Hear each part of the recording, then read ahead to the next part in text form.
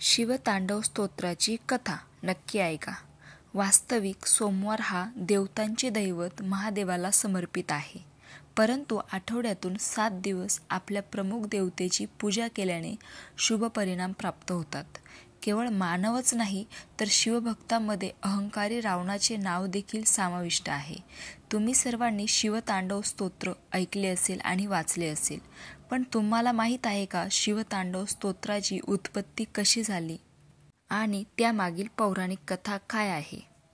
पौराणिक कथेनुसार रावण हा शिवाचा महान भक्त होता आणि त्याची पूजा करत असे. ते भगवान शिवांना आपले गुरु मानत. एकदा रावणाने शिवाला कैलास पर्वतासह लंकेत आणण्याचा विचार केला.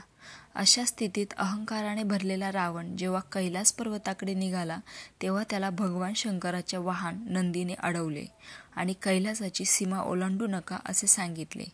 त्यावेळी भगवान शिव तपश्चर्येत मग्न होते आणि त्यांनी रावणाला त्यांच्या तपश्चर्येत हस्तक्षेप करण्यास मनाई केली. यावर रावण रागावला आणि त्याने हद्द ओलांडली.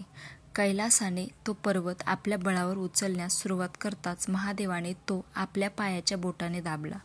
रावण कैलास पर्वताखाली गाडला गेला. त्यावेळी त्यांनी भगवान शंकरांना प्रसन्न करण्यासाठी त्यांची स्तुती केली.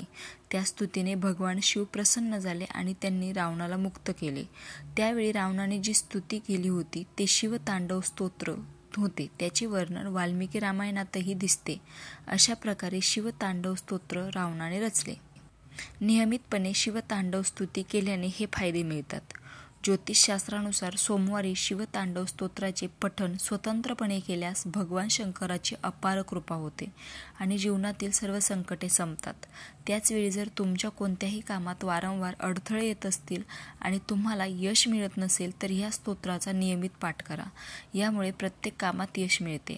असा विश्वास आहे की ज्या लोकांचा आत्मविश्वास कमकुवत आहे त्यांनी नियमितपणे शिवतांडव स्तोत्राचे पठण केले तर त्याचे सकारात्मक परिणाम दिसून येतील.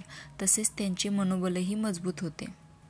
शिवतांडव स्तोत्राचा नित्य पठण केल्याने जीवनातील दुःख, चिंता, विविध प्रकारची भीती, ग्रहदोष इत्यादीपासून लवकर मुक्ती मिळते आणि भगवान शिवाची कृपा होते. रोज शिवतांडव स्तोत्राचे पठण केल्याने माणसाच्या मोठ्या समस्याही दूर होतात असे शास्त्रात सांगितले आहे. रामकृष्ण हरी.